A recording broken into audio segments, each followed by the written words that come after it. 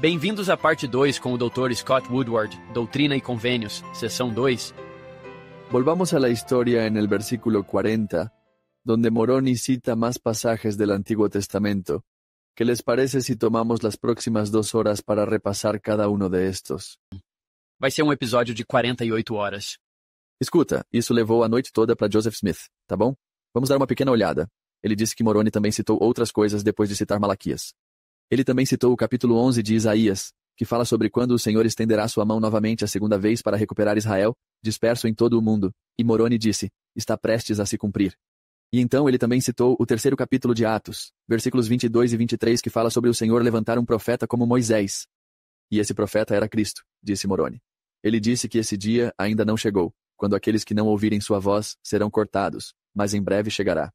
Você percebe que voltou-te de novo a Malaquias? Que as pessoas ficarão sem raiz ou ramo se não aceitarem o Senhor, se não aceitarem o convênio. Eles serão cortados. Aqueles que não aceitarem a voz de Cristo, profeta como Moisés, serão cortados, dizendo a mesma coisa de formas diferentes. Se você escolher não tornar parte dessa família, você não vai ter raízes ou ramos. Você não vai se tornar parte disso. E essa é uma ameaça severa. Ele cita Joel 2, versículos 28 a 30. Isso é sobre Deus derramando seu espírito sobre toda a carne. Ele disse, isso ainda não foi cumprido, mas está prestes a ser cumprida. E ele disse que a plenitude dos gentios estava prestes a chegar. É aqui que os gentios, em vez dos judeus, se tornam os principais guardiões do evangelho e as chaves do reino. Ele também citou muitas outras passagens das escrituras. Joseph disse, não posso mencioná-las aqui. Oliver Cowdery fez isso mais tarde. Oliver Cowdery aprendeu com Joseph quais eram essas outras passagens, e ele as menciona. Não vou passar por todas elas, mas estamos falando de Deuteronômio, Salmos, Isaías, Jeremias 1, Coríntios. Em vez de passar por elas uma a uma e ficar tipo, como isso se relaciona com esse grande tema, eu só quero ler o resumo de 1842, de Joseph Smith, sua declaração de síntese do que Moroni disse, que é realmente sucinta. É denso. É uma frase que eu acho que resume sobre o que todos esses versículos falam e realmente faz um bom trabalho ao resumir a obra da restauração. Aqui está o que Joseph disse, este mensageiro Moroni se proclamou um anjo de Deus, enviado para trazer as alegres notícias. Uma, que a convênios que Deus fez com o antigo Israel estava prestes a ser cumprida. Que convênios é esse? O convênios de que se eles forem dispersos, um dia serão reunidos novamente. Deuteronômio 30, 2, que o trabalho preparatório para a segunda vinda do Messias estava prestes a começar rapidamente. Isso vem de Isaías 11. Há algumas dessas outras passagens. 3, que o tempo estava próximo para que o evangelho em sua plenitude fosse pregado com poder a todas as nações. Porque ele termina dizendo que um povo possa estar preparado para o reinado milenar. Essa é a declaração de tese da restauração, não acha? Ali mesmo. Esta é a temporada para, número 1, reunir Israel. Por quê? Para se preparar para a vinda do Messias. Como? Pregando a plenitude do evangelho a todas as nações. Por quê? Para que as pessoas estejam preparadas para a segunda vinda de Jesus. É por isso que fazemos o que fazemos. E então, eu adoro a próxima linha. Joseph disse, fui informado de que fui escolhido para ser um instrumento nas mãos de Deus, para realizar alguns de seus propósitos nesta gloriosa dispensação. Uma afirmação modesta, típico Joseph Smith. Essa é a mensagem que Moroni está trazendo. Aquela noite é como, grandes coisas estão prestes a acontecer. Grandes promessas de aliança antigas estão prestes a ser cumpridas. E Joseph, você tem algo a ver com isso? E aquele livro Na Colina Próxima é bastante central para este trabalho também. Falamos sobre a reunião de Israel e trazer as pessoas para o Messias. Tipo, uau, que instrumento. Scott, que frase fantástica. Uma frase. Como professor ou como pai, você poderia usar essa frase que você acrescentou. Fui informado de que fui escolhido para ser um instrumento nas mãos de Deus para realizar alguns de seus propósitos nesta gloriosa dispensação. Não é uma ideia linda para todos? Não seria ótimo levar isso para o seu filho ou filha? Você foi escolhido para ser um instrumento nas mãos de Deus para trazer a paz. Eu adoro Joseph colocou lá. Alguns. Eu não sou o personagem principal. Alguns de seus propósitos nesta gloriosa dispensação. Quase como uma pequena bênção patriarcal para todos nós. Sim. Combine isso com o Devocional Mundial para Jovens do presidente Newton. Acho que foi em junho de 2018, onde ele está falando para todos os jovens da igreja. E ele diz, você quer fazer parte de algo grande? A maior causa na Terra, sim, é a coligação de Israel. É divertido assistir o profeta. Ensine os adolescentes e faça com que eles se empolguem com a coligação de Israel. E então me ocorreu, eu pensei, É isso que Moroni estava fazendo. Moroni está tentando empolgar um adolescente sobre o cumprimento das promessas do antigo convênio que vão culminar na maior história que já foi contada. O presidente Newton simplesmente diz aos jovens: é por isso que você nasceu. Você pode desempenhar um papel importante nisso. Ele disse: é por isso que você nasceu. Então, se você quer falar sobre eu fui escolhido para ser um instrumento nas mãos de Deus, para realizar alguns de seus propósitos, isso é verdade, não todos os seus propósitos. Mas para o que você se sente guiado? Como você pode ajudar a construir o reino de Deus e reunir Israel nos últimos dias em preparação para o retorno do Messias? O que você poderia fazer agora se não está sentindo bem com a vida? Se você tem um jovem que diz: sabe, eu não sei do que se trata tudo isso. Quem sou eu? O que estou fazendo aqui? Qual é o meu propósito? Seu espírito pode agarrar essa ideia. É por isso que você está aqui. Então, todo professor de seminário por aí, todo pai por aí, você está basicamente repetindo esse momento no quarto de Joseph todos os dias. Vamos lá. Agora você vai adorar isso. Ouça essas escrituras. E a propósito, quantas vezes ele tem que ouvir isso? Ele tem que ouvir várias vezes. Sim, não precisamos passar por todas as vezes. Mas Joseph diz: a luz se reuniu ao redor dele. Um canal se abriu. Ele ascendeu pelo canal, o que foi incrível. Joseph disse: eu estava deitado ali, refletindo sobre a singularidade, maravilhado com o que ele acabou de dizer. E então, ele apareceu de novo. E ele disse. Ele repetiu tudo de novo, sem variação. E então ele acrescentou um pouco. E então ele acrescentou um pouco. E então ele foi embora novamente e reuniu o canal de luz. E então Joseph disse: tão profundas foram as impressões feitas em minha mente, que o sono fugiu dos meus olhos. E eu fiquei deitado, dominado pelo assombro. O que eu tinha visto e ouvido, mas o que me surpreendeu novamente, vi o mesmo mensageiro ao lado da minha cama, e ele disse as mesmas coisas que disse antes. E então acrescentou outro aviso de que Satanás vai tentar usar as placas para ficar rico e ajudar minha família que é pobre. E então, depois disso, o galo cantou. E eu percebi que tínhamos acabado de passar a noite toda juntos, estudando o Velho Testamento, Joseph e o anjo. Mas ele é um fazendeiro e tem que se levantar e ir fazer suas tarefas. Ele vai fazer suas tarefas com o pai. E o pai dele disse: você não parece muito bem. Ele disse: eu não estou me sentindo bem.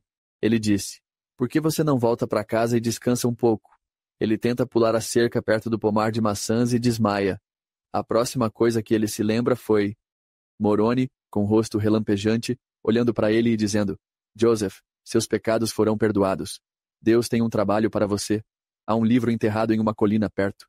Há algumas passagens incríveis do Velho Testamento que eu gostaria de revisar com você agora. Há avisos. Avisos. Grandes julgamentos estão chegando. Não deixe Satanás te tentar. E então ele acrescenta mais uma coisa. Ele diz: agora vá contar ao seu pai tudo o que eu te disse. E ele vai e fala com o pai dele. E o pai dele começa a chorar, diz uma versão, e ele diz: vá fazer tudo o que o anjo te mandou fazer. Então, em vez de ir para casa descansar, Joseph caminha 3 quilômetros até a colina perto da casa dele. Depois de não ter descansado, sobe a colina, desenterra no lado norte. Ele disse, na parte oeste: há uma pedra que eu coloquei um pequeno graveto por baixo como uma alavanca e levantei. Aconteceu que aquela pedra era tipo uma tampa. Eu a deslizei e lá estavam as placas, ele disse. Tentei agarrá-lo e ele levou alguns choques. Ele expressou sua frustração em voz alta para ninguém em particular. Por que não consigo pegar as placas? E quando ele fez isso, Moroni apareceu naquele momento e disse: é porque você não fez o que foi instruído a fazer. E então Joseph admite: sim. Enquanto eu caminhava para a colina, estava pensando em como minha família poderia ficar rica com as placas. Ou pelo menos talvez o livro que virá das placas ou algo assim. E Moroni vai ser um mestre bem rigoroso nos próximos anos. Como Moroni disse a Joseph, você volta aqui todo ano, sempre no dia 22 de setembro, e faremos um retorno e relatório. Vamos conversar. Veremos quando você estiver pronto. Ele não recebeu uma indicação clara. Vai levar 4 anos. Sabemos que vai levar 4 anos. Joseph não sabe. Ele voltou para casa triste neste ano. No ano seguinte, ele e sua família estavam muito esperançosos em 1824, que esse seria o ano. E quando ele voltou, toda a família ficou desapontada. Eles estavam orando por ele. Lucy Mack Smith disse: nós oramos e jejuamos por ele. No ano seguinte não aconteceu. No ano seguinte não aconteceu. Finalmente, 1827 aconteceu. Serão 4 anos de educação superior de Joseph, se pudermos chamar assim. Moroni como seu tutor. Vai ser realmente importante e intenso. E quando ele terminar esse aprendizado, Moroni vai confiar a ele as placas e dizer que você está pronto. Você está pronto, mas dê a ele advertências rigorosas. Não deixe isso sair das suas mãos. quando estavam sob meu poder, sempre foram protegidos em suas mãos. Eles estão vulneráveis. Então faça tudo o que eu te disser e que Deus te ordenou fazer, e eles estarão seguros. Estou resumindo um grande conteúdo aqui, mas é aqui que tudo isso começa para Joseph. Isso é maravilhoso. Após a primeira visita, a tragédia da morte de Alvin, o que isso faz com a família? Isso é um golpe duro. Eu me lembro de um dos meus alunos, apenas um adolescente, que disse: bem, eles estavam acostumados com pessoas morrendo, certo? E ele disse: não, não, não. Eles amam a família deles, assim como você ama a sua, eu prometo. Não foi? Bem, lá vai mais um. Pelo que você leu, as coisas estão indo bem. Ouça o que vai acontecer. Eu acho, Alvin, o Joseph não disse que estava animado? Ele era um grande crente. Sim, Alvin morreu no dia 15 de novembro. Joseph encontra Moroni em setembro. Então não muito tempo. Setembro, outubro, novembro. Nem mesmo 2 meses completos depois que isso aconteceu. Mas Alvin acreditou exatamente na história de Joseph quando Joseph contou à família. Joseph até disse que às vezes Alvin dizia a todos para se apressarem e fazerem suas tarefas extras rapidamente para que pudessem vir e ouvir Joseph contar mais sobre algumas das coisas que ele aprendeu com Moroni. Alvin tinha 25 anos. Sua morte foi devastadora. Ele era noivo para se casar. Tudo estava indo bem. E ele teve, eu acho, o que chamaríamos de pedras na vesícula. Isso não o matou. O que o matou foi que a família chamou um médico a pedido de Alvin. Ele disse: tô mal, acho que preciso de um médico. Eles chamaram um médico. O médico da família estava ausente. E então eles encontraram um outro doutor, Greenwood, que imediatamente administrou uma dose pesada de uma substância que se chama calomelano, que é como um pó de mercúrio venenoso que eles usavam para tratamento médico até descobrirem que era venenoso. É isso que vai matar Alvin? Isso vai se alojar no estômago dele. Vai levar alguns dias, e Alvin percebe que isso vai me matar. Outros médicos vêm e tentam ajudar, mas não conseguem. E Alvin, vendo o que estava por vir, chama sua família e diz: deixem-me dar minhas últimas palavras. É muito comovente passar por isso. Sempre que faço um tour, levo um grupo ao túmulo de Alvin no cemitério Swift em Palmyra. Eu sempre relembro as últimas palavras dele para os membros da família ali. É tão comovente. O médico que realizou a autópsia em Alvin se chama Dr. McIntyre. Ele realmente usou isso como um momento de ensino para jovens médicos. Ele disse, acho que apontando para o corpo de Alvin na frente desses outros jovens médicos, ele disse: aqui está um dos jovens mais adoráveis que já andou pelas ruas de Palmyra, destruído, assassinado por ele, de quem se esperava alívio, expulso da face da terra por um charlatão descuidado que até ousou brincar com a vida de um semelhante mortal. Ah, doutores, ele disse algo como: você tem que fazer melhor do que isso. Isso devasta a família. Na verdade, para apenas enfatizar o quanto Alvin apoiava Joseph e sua missão, Lucy diz isso. Eles não conseguiam falar sobre o livro de Moroni por um bom tempo após a morte de Alvin, porque toda vez que falavam sobre o livro de Moroni, eles pensavam em Alvin, e a memória era dolorosa demais. Isso não vai impactá-los apenas por aqueles poucos meses, mas você saberá que pelo resto da história da restauração no tempo de Joseph Smith, Alvin vai estar presente em segundo plano. Vão surgir perguntas sobre Alvin, e quanto àqueles que eram realmente boas pessoas, mas nunca foram batizadas nesta vida. Uma das primeiras pessoas batizadas pelos mortos nesta dispensação é Alvin. Um dos últimos nomes nos lábios do pai Smith enquanto ele está morrendo em 1840 em Nauvoo é Alvin. Ele disse: eu vejo Alvin, e então ele morre. E assim, a memória dele não vai estar presente apenas como uma lembrança doce e dolorosa, mas também vai levar a algumas questões teológicas realmente importantes que Joseph Smith tem. Isso leva a algumas revelações poderosas. Isso responde perguntas realmente delicadas que todos nós temos sobre entes queridos que perdemos. Alvin se torna o canal através do qual vamos aprender coisas muito poderosas sobre as pessoas que amamos e que morrem. E o Scott? Embora isso não seja algo que você obtenha lendo a história de Joseph Smith, saber que a família Smith enfrentou uma tragédia que é tão injusta, ou seja, como o Elder Renlund chamaria isso? Injustiça enfurecedora. Não é justo que ele não tenha que morrer. Aqui eles continuaram e acabou se tornando algo bonito. Linda história de Joseph vendo-o no celestial. Eu não consigo imaginar. Traz lágrimas aos olhos só de pensar nisso. Sim, Joseph correu para casa. Depois que ele viu Alvin, isso foi em janeiro de 1836. E o registro diz que ele correu para casa para contar à sua família: eu vi Alvin.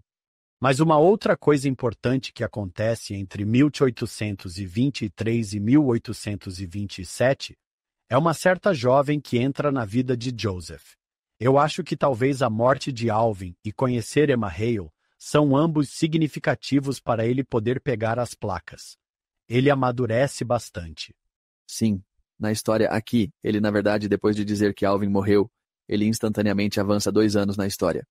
Alvin morre no versículo 56, nesse mesmo versículo que é 1823. Ele então diz: "E no mês de outubro de 1825, eu fui contratado por um senhor idoso chamado Joseph Stowell, e ele fala sobre como Joseph Stowell tinha ouvido falar de uma mina de prata que havia sido aberta pelos espanhóis, em algum lugar em Harmony, no condado de Susquehanna, que fica na Pensilvânia.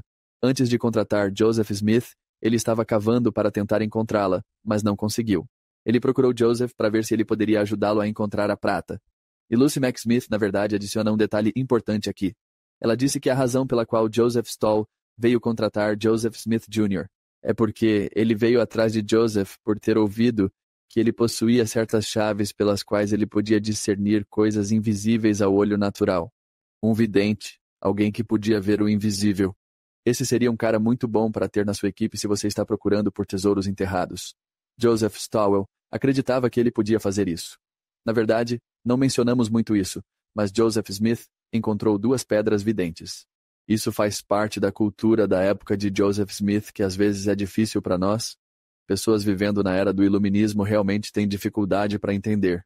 Mas enquanto cavava um poço na propriedade de William Charles, Joseph encontrou uma pedra, e outra foi perto do Lago Erie. Ele havia encontrado outra pedra que ele podia usar para ver coisas onde ele dizia que o tempo e o espaço eram aniquilados. E ele podia ver o que quer que desejasse ver. Joseph ainda tinha ouvido falar disso.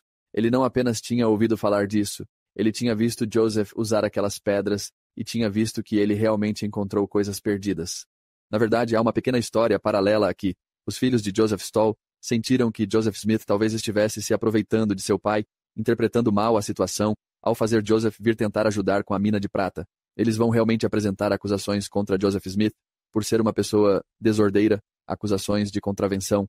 Vai realmente haver um julgamento que será realizado em março de 1826. Eu acho, um dos primeiros casos judicial envolvendo Joseph Smith. A acusação foi baseada na lei de Nova York, que na época proibia as pessoas de descobrir onde bens perdidos poderiam ser encontrados, assumindo que tal atividade era fraudulenta. O taquígrafo do tribunal, um cara chamado William Purple, que foi cético em relação a Joseph Smith durante toda a sua vida. Ele escreveu: "O que Joseph disse quando foi chamado para depor foi tão interessante. Ele disse: achei que deveria registrar tudo isso." E então Joseph Stowell foi chamado depois que o pai de Joseph Smith foi chamado, para falar sobre: ele realmente tem uma pedra com a qual pode ver coisas e isso realmente funciona? E você está tentando enganar as pessoas para tirar o dinheiro delas usando isso no tribunal? À medida que o processo avança, Joseph tem a pedra, e Joseph diz que sim, está no bolso. E ele a tira do bolso. Ele mostra aqueles no tribunal, mostra ao juiz e aos outros, tipo: aqui está a pedra que eles disseram. Como você encontrou isso? De onde veio isso? E ele disse: havia uma garota em Palmyra chamada Sally Charles, que tinha uma pedra vidente, e eu perguntei se poderia olhar a pedra vidente dela. Quando olhei para a pedra vidente dela, vi esta pedra vidente perto de um rio, ao lado do Lago Erie. Pedi permissão aos meus pais se eu poderia ir buscá-la, e eles disseram, sim. E então eu viajei para o Lago Erie, e a encontrei exatamente onde eu a tinha visto na pedra de Sally Charles. Eu a limpei.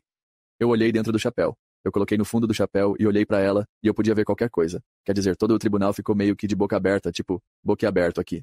Chamamos Joseph Smith Sr. ao banco das testemunhas. Joseph Smith Sr. Levanta-se e testemunha que seu filho realmente tem um dom. Ele não está brincando. Ele realmente consegue ver coisas. O juiz incrédulo chama Joseph Stowell ao banco das testemunhas. Ele se levanta e jura. Vou ler a transcrição. Ele jurou que o prisioneiro Joseph Smith Jr.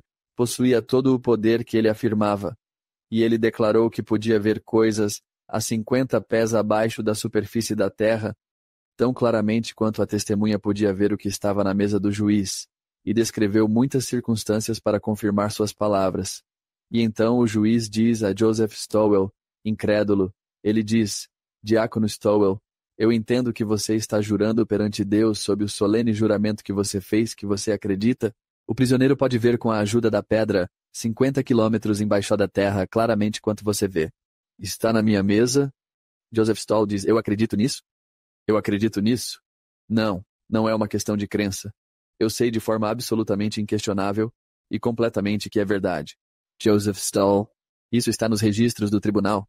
Tão incrível. É por isso que Joseph queria Joseph em sua equipe, porque Joseph tinha pedras videntes que ele podia usar para ver coisas invisíveis. No relato de Joseph, ele diz: depois de trabalhar com ele por um mês, finalmente convenci o homem a parar de procurar a mina de prata. Ele disse: não está aqui, e ele diz: é dessa história que surgiram todos os rumores de que eu era um cavador de dinheiro. É isso, bem ali. Scott, como você explicaria isso para um jovem? Quem não entende o mundo em que Joseph Smith vive? Parece tão estranho para nós, mas realmente, quero dizer, há quanto tempo os Estados Unidos são um país? Faz 30 anos. George Washington acabou de morrer. É simplesmente um mundo totalmente diferente. Sim, eu explico assim porque é assim que tento explicar para meus alunos. Que havia algumas pessoas na comunidade de Joseph que tinham pedras videntes, que eles podiam olhar e encontrar coisas perdidas. Uma delas era uma garota da rua chamada Sally Charles. Quando meus alunos começam a franzir a testa, eu digo: tudo bem, então precisamos dar uma pausa, não é? Precisamos falar sobre isso. Que é importante saber que usar pedras como um meio de canalizar poder divino não seria de forma alguma surpreendente ou estranho para alguém como Joseph Smith, porque Joseph cresceu em uma subcultura da Nova Inglaterra, onde muitas pessoas, incluindo seu próprio pai, acreditavam que o conhecimento divino poderia ser revelado através de objetos como varas ou pedras. Eles pensavam de forma semelhante ao que havia sido feito nos tempos bíblicos. Pensamos na vara de Arão, ou em Jesus cuspindo na terra e depois fazendo lama e colocando nos olhos de alguém. Objetos físicos que poderiam ser usados para canalizar o poder de Deus. Essa crença parece ter sido trazida da Inglaterra, onde, entre os séculos XVI e 1800, as pessoas nas comunidades eram chamadas de videntes ou profetas. Frequentemente usavam pedras para encontrar objetos escondidos ou perdidos e ver o futuro. Hoje em dia, essas coisas só sobrevivem na ficção. Pense nisso, Harry Potter e a Pedra Filosofal. Sim, há uma pedra. Ou pessoas olhando em bolas de vidro, bolas de cristal, tentando ver coisas nas bolas de cristal. Isso é coisa de ficção, mas remonta a quando as pessoas realmente acreditavam que isso era verdade. Havia grandes partes de pessoas na Europa e até mesmo na América nessa época que haviam rejeitado a crença nesses tipos de práticas encantadas, por causa da era do iluminismo que estava começando a surgir. Mas ainda há muitos na cultura de Joseph, especialmente na pequena vila de Palmyra, que não apenas acreditavam nessas coisas, mas tinham testemunhado seu uso em primeira mão. E Joseph Smith Jr. era uma dessas pessoas. Eu não sei. É Deus usando meios que as pessoas acreditam serem verdadeiros para que funcione? Mas agora que as pessoas não acreditam mais nessas coisas, ele não as usa mais. Eu não sei exatamente como explicar isso de uma forma que uma mente totalmente iluminada e racional vá pensar: ah, ok, isso faz total sentido. Na verdade, aqui está um pensamento engraçado. A era do iluminismo foi em grande parte trazida pelas obras de pessoas como Isaac Newton. E sabe o que é engraçado? Isaac Newton tinha uma pedra vidente, cara. Tipo, tem uma biografia dele chamada Isaac Newton, o último feiticeiro. Ele está bem ali, como a linha divisória entre a era do encantamento e a era do iluminismo. Isaac Newton acreditava em pedras videntes, propôs equações matemáticas super legais. E ele não está separando isso como algo diferente. Ambos são mágicos. A única coisa que me faz pensar que há alguma legitimidade no uso das pedras videntes por Joseph Smith, honestamente, Hank e John, é o livro de Moroni. Eu li esse livro muitas vezes e é incrível. Como vocês explicam isso? Acho que é maravilhoso. Eu acho que é brilhante. O Senhor usa onde você está. O Senhor te encontra onde você está e diz: eu posso te levar. Um bom professor pode perceber onde você está e elaborar uma série de passos para te levar aonde eles querem que você esteja. Depois, eles te encontram lá. Gostou isso? Isso me lembra de como um dos estudiosos dos documentos de Joseph Smith, o nome dele é Mac Ashers McGee. Cara incrível. Ele disse: parece que o o Senhor estava fazendo com Joseph era transformar um vidente de vila local e transformá-lo em seu vidente, um vidente de vila com V minúsculo. Para um vidente com V maiúsculo, o porta-voz do Senhor. Então ele tinha esses dons inatos, aparentemente, que Moroni e o Senhor vão ajudá-lo a refinar. Para fazer o trabalho de Deus, não mais para encontrar objetos perdidos, mas que tal restaurar verdades perdidas e importantes, trazer de volta chaves perdidas e essenciais para restaurar pessoas perdidas na família de Deus? Tal como? E você pode ver Moroni orientando-lhe. Vamos lá, desista disso. Pare de andar com um caçador de dinheiro. Sim, o que Paulo disse. Quando eu era criança, falava como criança, mas quando me tornei homem, deixei de lado as coisas de criança.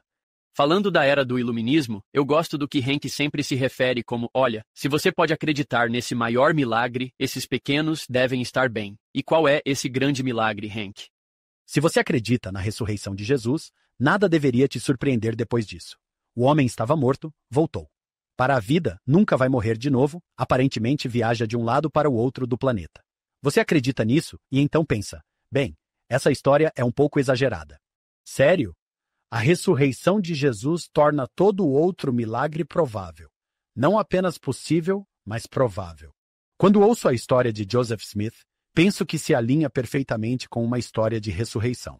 Sim, hoje falamos sobre um ser ressuscitado no quarto de Joseph Smith. Quem está contando a ele sobre todas essas coisas? Que a ressurreição não está centrada apenas em Jesus, mas como a Bíblia e outras escrituras nos dizem, Jesus foi as primícias da ressurreição de outras pessoas. E aqui está uma dessas outras pessoas pairando no quarto de Joseph. Isso é coisa de outro mundo. Não é engraçado, Scott. Acostumou com essa história. Pensamos que é ótimo. Um homem aparece flutuando. Falando com Joseph, rosto como relâmpago, começamos a mencionar pedras videntes. Uau, uau, uau. Pedras videntes, uau, uau, uau. Sim, esse é um bom ponto. Ponto muito válido. Scott, o que você quer fazer em seguida? Precisamos falar sobre Emma. Vamos falar sobre Emma. Joseph convence Joseph Stowell a fechar a mina de prata. Mas Joseph encontrou tesouro como resultado de sua viagem a Harmony para trabalhar com Joseph Stowell. Isso tem a assinatura do senhor em toda parte, não é? Ele é meio enrolado no final. Ei, adivinha? Você realmente encontrou algo de valor inestimável, mais valioso. Mais precioso que rubis. Sim, acho que poderíamos argumentar. Ele encontrou seu tesouro em Harmony, Pensilvânia. O nome dela é Emma. Ela é filha de Isaac Hale e Elizabeth Hale. Joseph vai realmente se hospedar na casa dos Hale enquanto trabalha com Joseph Stowell. É assim que ele conheceu Emma. Ficando em casa dela, ela é um ano mais velha que Joseph. Quando eles começaram a gostar um do outro, o pai dela ficou preocupado. E então Joseph realmente perguntou ao pai dela se pode casar com sua filha. Eu tenho aqui a reação de Isaac Hale. Você está pronto? Isaac Hale disse isso. Este é o próprio registro dele. Ele disse, o jovem Smith fez várias visitas à minha casa e, por fim, pediu meu consentimento para casar com minha filha, Emma. Recusei isso e disse minhas razões, algumas das quais eram que ele era um estranho e seguia um negócio que eu não podia aprovar. Ele então deixou o lugar, mas não muito tempo depois, ele voltou. Enquanto eu estava ausente, ele levou minha filha para o estado de Nova York, onde eles se casaram, sem minha aprovação ou consentimento.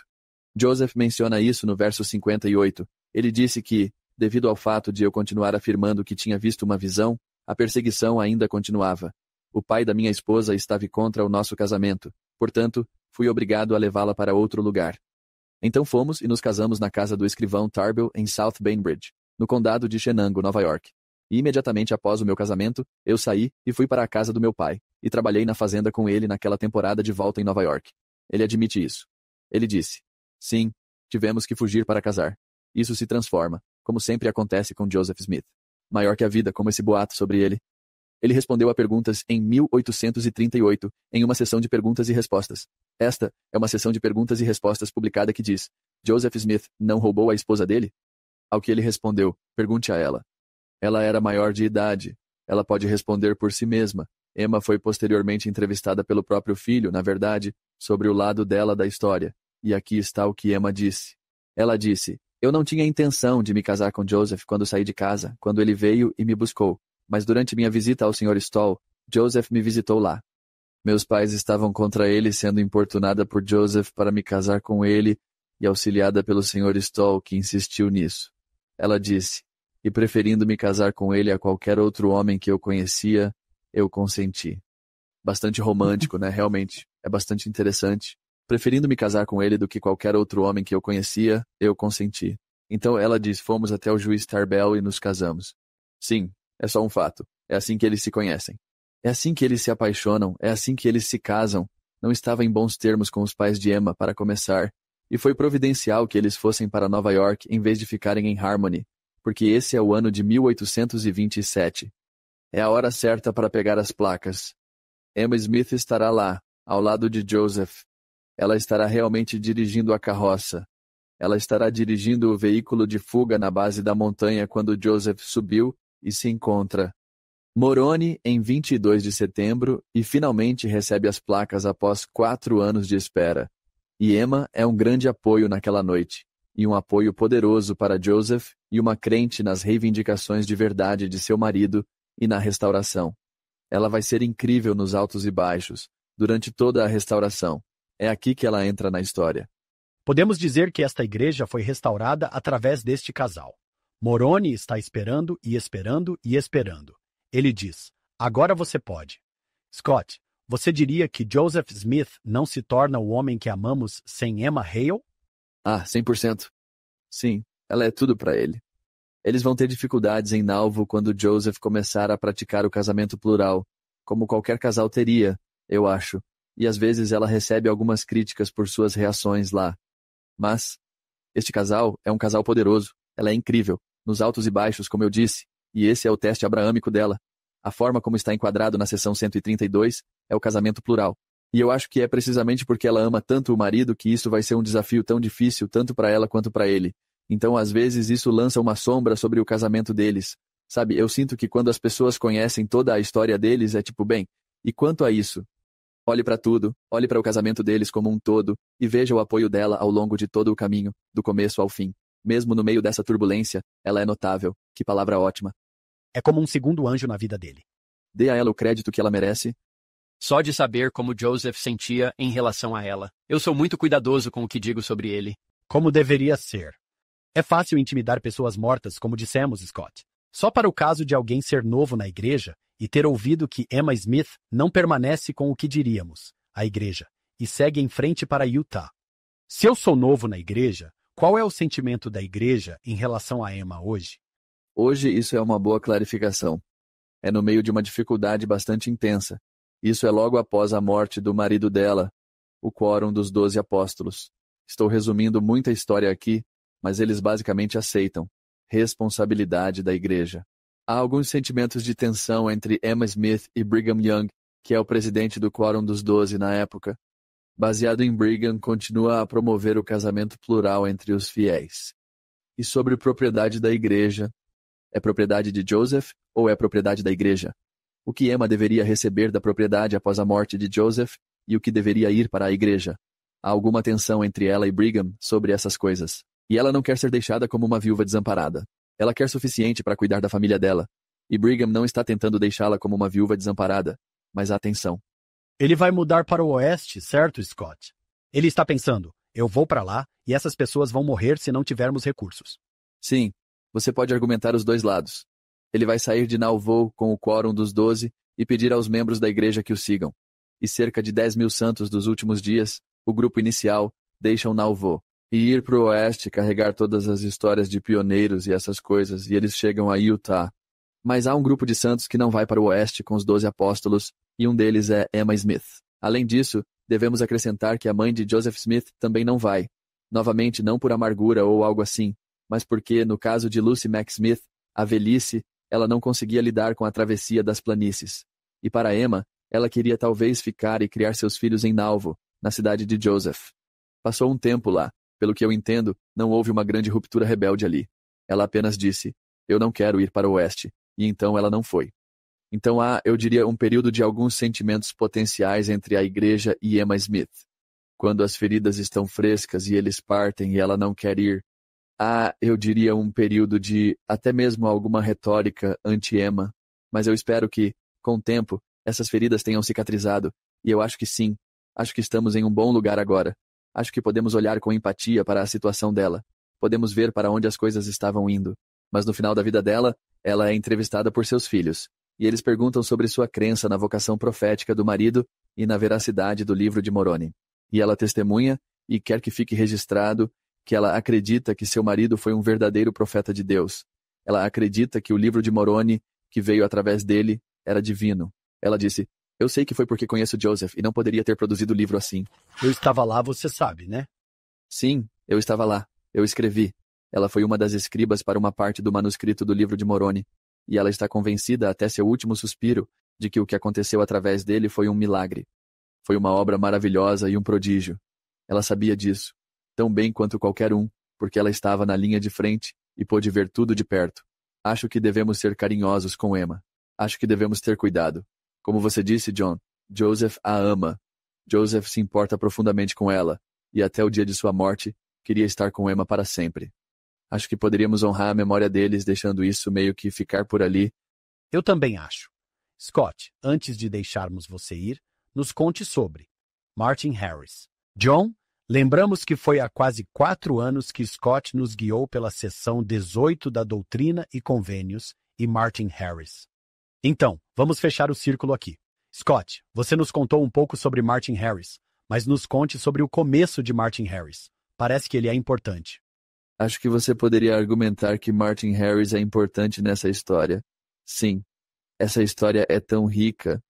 Ele disse: no meio de nossas aflições, encontramos um amigo em um cavalheiro chamado Martin Harris, que veio até nós e me deu $50 para nos ajudar em nossa jornada. Sr. Harris era residente do município de Palmyra, no condado de Wayne, no estado de Nova York, e era fazendeiro. De respeitabilidade é como ele o caracteriza. A interação deles começa um pouco antes disso. Joseph já havia trabalhado para Martin antes, e Martin o considerava um bom trabalhador. Martin tinha o dobro da idade de Joseph. Ele tinha cerca de 44 anos nessa época. Ele disse que quando soube das placas pela primeira vez, foi quando Joseph lhe chamou. Ele especificamente chamou Martin Harris para vir à fazenda. Ele ficou se perguntando sobre isso. Ele estava curioso. Ele veio para a fazenda, e Joseph o chamou de lado e o levou para uma caminhada, disse Martin. E disse a ele que um anjo havia aparecido para ele e lhe disse que este era o trabalho de Deus, e que ele havia dito claramente. Pedi para Martin Harris vir e ajudá-lo. Ele disse a Martin Harris que o anjo havia lhe dito para olhar no Urim e Tumim, e ele veria o homem, que o ajudaria com este trabalho. Joseph disse: eu olhei no Urim e Tumim e vi você, Martin. Nesse ponto, Martin disse: espere um pouco. Ele disse: Joseph, você não deve me culpar por não acreditar na sua palavra. Ele disse: se o Senhor me mostrar que este é o trabalho dele, então ficarei feliz em ajudar da maneira que você quiser. Eu até te darei dinheiro. Você pode ter todo o dinheiro que quiser para ajudar a te apoiar com isso. Mais tarde, ele vai dar algum dinheiro. Ele disse: eu saí da casa do Senhor Smith e fui para casa. Aqui é o Martin falando. Eu me retirei para o meu quarto e orei a Deus para me mostrar sobre essas coisas. E eu fiz um pacto de que, se fosse o trabalho dele e ele me mostrasse isso, eu daria o meu melhor para apresentá-lo ao mundo. Ele disse: Deus então me mostrou que era o trabalho dele, e que foi projetado para trazer a plenitude de seu evangelho aos gentios para cumprir sua palavra. Ele disse: ele me mostrou isso pela voz suave e tranquila falada na alma. Então, eu fiquei convencido de que era o trabalho do Senhor, e eu estava sob um pacto para trazê-lo em frente. Essa é a pequena história de Martin Harris. Acho que é importante sabermos é que ele obteve um testemunho independente de Deus, que Deus queria seu envolvimento neste trabalho, e que o trabalho era legítimo, com tanta garantia espiritual. Ele dá a Joseph os $50, vá até Harmony, e eu adoraria vir e ver como o trabalho está progredindo mais tarde se estiver tudo bem. E Joseph disse: adoraríamos ter você conosco. Isso prepara a história quando Martin chega e diz: então, como estão as coisas? Isso é por volta de fevereiro do ano seguinte. E Joseph disse: bem, eu copiei alguns dos caracteres das placas, e acho que o que estou vendo no Hermodumum é a tradução. Não tenho como verificar isso. Eu não sei se estou acertando. Este é Joseph, que não foi instruído em como traduzir registros antigos com pedras videntes, e aparentemente Moroni não deixou um manual de instruções.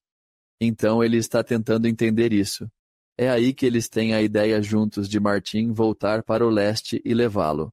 Leve os caracteres com a tradução embaixo e mostre-os a especialistas em línguas antigas, e ver se eles poderiam verificar se Joseph está acertando, em primeiro lugar, e ver se eles podem ajudar com a tradução. Talvez Joseph possa terceirizar isso para pessoas inteligentes. É aqui que essa história começa a se desenrolar. É aqui que você tem a história de Charles Anton, e eu acho que a parte dessa história que não vemos frequentemente é que Joseph está sentindo inseguro como tradutor. Nesse momento, ele tem apenas 22 anos. Tudo o que ele sabe é que ele tem as placas e tem essas pedras, e de alguma forma, ele deve traduzi-las. Talvez ele pudesse terceirizar, talvez ele pudesse recorrer a outras pessoas inteligentes que pudessem ajudá-lo. Isso parece estar na mente dele. Quando Martin vai e consegue a verificação, então Charles Anton diz: esses são legítimos. Conte-me de novo a história de como ele conseguiu isso? E ele disse: sim, um anjo o levou até as placas. E é nesse momento que ele disse: "Deixe-me ver esse certificado", e ele o rasga. Ele disse: "Não existem anjos hoje em dia, mas se você me trouxer as placas, eu as traduzirei." Anos depois, Charles Anton é questionado sobre essa versão da história, que é a versão de Martin Harris. E ele disse: "Isso não é verdade de jeito nenhum. Eu disse que ele está sendo feito de bobo e esse garoto está enganando ele. E que se ele continuar com esse cara, ele vai perder muito dinheiro." Martin Harris rebate e disse: "Isso não é perto daquilo que ele me disse. Então, temos essas duas histórias diferentes. Não há como você ou eu sabermos qual delas realmente aconteceu. Mas o que podemos afirmar com certeza a partir dos registros históricos são as ações de Martin Harris. O que sabemos com certeza é que, quando ele voltou de falar com Charles Anton, ele estava mais convencido do que nunca que Joseph Smith era legítimo e que esse trabalho era de Deus. E ele demonstra isso passando tempo como escriba de Joseph. E ele demonstra isso ainda mais quando decide financiar a publicação do livro de Moroni, hipotecando sua fazenda. Este homem está convencido de que Joseph Smith está dizendo a verdade. Apesar dos desafios que virão de sua esposa, Lucy, que continua pressionando-o e tentando fazê-lo parar de andar com Joseph Smith, e apesar da perseguição que vem em sua direção ao se envolver com esse garoto, ele começa a perder respeito na comunidade. Ele vai perder dinheiro? Vão surgir problemas no caminho dele, e ainda assim, até o dia de sua morte, ele está convencido de que isso era verdade. Ele se tornará uma das 3 testemunhas das placas. Ele se tornará um daqueles que viram o anjo e ouviram a voz de Deus. Testemunhar que as placas foram traduzidas pelo dom e poder de Deus. Ele será um pilar inabalável na restauração, em termos de seu testemunho do livro de Moroni. Esse é mais ou menos o caminho que isso está tomando para Martin Harris. Quem esse homem é. E como ele se envolveu inicialmente. Então Harris vai até Anton e diz: "Ele me disse que isso era uma coisa legítima." Anton diz mais tarde: "Ah, não, eu não disse isso." Mas quando olhamos para Martin sair do escritório de Anton, ele está pronto para seguir em frente. Meio que faz você se inclinar para a história de Martin, não é? Eu acho que sim. Vamos olhar para as ações de Martin Harris. Ele ficou convencido depois disso, de que algo real estava acontecendo aqui. Talvez haja uma terceira pessoa, Isaac, que disse: "Eu estava lá." Sim, eu vi. Vi tudo. Ah, cara, há tanto para falar. Assim. É simplesmente interminável. E John, talvez possamos fazer um link para o episódio que fizemos com o Dr. Joe Sir em 2 Nef 27. Sim, podemos ligar tudo isso junto. E você está certo. Scott, quanto da história nós cobrimos hoje? Qual porcentagem? Há muito mais que precisamos falar, mas para ser justo, Joseph também simplificou muito da história no relato dele. Então estamos seguindo o exemplo dele. Estamos seguindo o profeta Joseph. Mas sim, há muito aqui. E eu recomendaria para quem quiser se aprofundar na história disso, a história inicial de Lucy Mack Smith aqui é incrível. Outras pessoas que estiveram envolvidas no início foram Joseph Knight Sr. Ele registra seu próprio relato do que aconteceu aqui. Joseph ficou em casa dele enquanto estava namorando Emma. Ele está mais ao norte, em Colesville, Nova York. Quero dizer, sim, Martin Harris, aquela entrevista que eu estava lendo, onde ele conta sua história, é uma entrevista de 1859 com Joel Tiffany. Então, se você buscar no Google a entrevista de Joel Tiffany e Martin Harris em 1859, tudo está disponível. É uma leitura deliciosa com muito conteúdo. No final das contas, isso realmente fortalecera o testemunho. De certa forma, podemos entender como Moroni sentiu no ano passado. Eu não posso te contar nem 1/100º do que eu tenho. Eu adoraria compartilhar mais com você. Scott, o que é isso? Conhecendo você, acho que poderíamos sentar por dias, se não semanas, e passar por essas histórias. Há tanto aqui. É difícil contar algumas das histórias e não as outras. Sim. Então, hoje temos que dizer, espero que isso tenha sido agradável. Saiba que há mais aqui se você quiser se aprofundar e definitivamente vá até os documentos de Joseph Smith e confira os recursos que eles têm lá para explorar. Mas da história por trás disso também. É simplesmente tão divertido. Você falou que vais levar grupos de volta. Eu levei grupos de volta e acho que eles ficaram chocados que eu consigo falar o tempo todo. Temos tempo no ônibus? Oh, espera, temos tempo depois do jantar?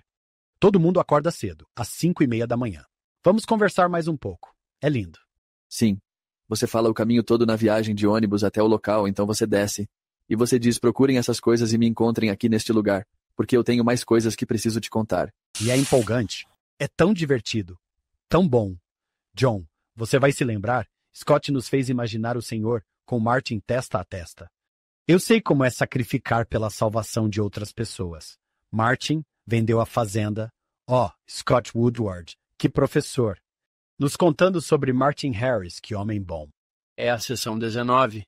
E não teríamos a sessão 19 se não fosse por Martin Harris. Tem mais um agradecimento.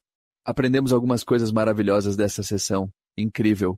Tenho certeza de que essas pessoas no mundo espiritual estão muito ocupadas e não estão prestando muita atenção a isso. Mas eu acho que eles ficariam felizes com o que você fez aqui hoje, Scott. Você nos guiou falando sobre essas almas maravilhosas. Alvin e Martin, Emma. Joseph, não posso te agradecer suficiente. Eu poderia ouvir o Scott ensinar John o dia todo. Tenho certeza de que há ouvintes por aí dizendo, não pare e falar. Onde posso conseguir versão longa? É definitivamente melhor ir para a história da igreja, é importante, e ouvir muito mais do Scott. Vá para a história da igreja, é importante, e ele te dará mais. E eu adoro seu foco consistente na relevância como aplicação. Se essas coisas não façam a diferença na vida das pessoas, então o que mais é isso além de um exercício acadêmico? Então realmente aprecio seu foco em ajudar as pessoas a verem, ok, sim, essas são profecias antigas, e sim, esta é uma pessoa que viveu, 100 e poucos anos atrás. Mas ouça, esses princípios podem realmente abençoar sua vida. Então só lembrando que hoje, estando aqui com você, obrigado por nos ajudar a entender como isso realmente impacta a vida de pessoas normais, reais, como nós. Essas são as nossas pessoas. Nosso tribo, eu me sinto conectado. Em parte, Scott, eu me sinto conectado a eles porque estou de coração e alma no mesmo trabalho. Quando eu faço minha pequena parte, estou trabalhando com essas pessoas. Eles são meu povo. Acho que essa é a história, não é? Da teologia que acabamos de ver na sessão 2. É você dar um passo atrás e ver o quadro completo da restauração. E Joseph dirá isso algumas vezes em sua vida. Ele dirá, as pessoas do outro lado estão trabalhando conosco enquanto trabalhamos aqui, é fácil perder de vista esse quadro. Este movimento é maior do que apenas nós aqui na Terra dos Vivos. Na verdade, somos muito superados em número na Terra dos Mortos. Só para lembrar que somos uma grande parte de algo grande. Como o presidente Newton disse, que isso requer todos os nossos melhores esforços e que também fomos chamados para realizar alguns dos propósitos de Deus aqui, seja lá o que for. É ótimo estar no mesmo time com vocês e estar no time com aqueles que já partiram. Do outro lado do véu, este é um grande trabalho. É maravilhoso que o Senhor possa pegar seres humanos imperfeitos, falhos, bons e fazer isso com eles. Isso me dá esperança. Sim, queremos agradecer o Dr. Scott Woodward por se juntar a nós hoje. Como sempre, um sucesso. Toda vez, Scott. Queremos agradecer a nossa produtora executiva, Shannon Sorenson, nossos patrocinadores, David e Verla Sorenson. E como sempre, estamos no nosso 5º ano, mas nunca esqueceremos nosso fundador, Steve Sorenson. Esperamos que você se junte a nós na próxima semana. Vamos continuar com essa linda história em Follow Him.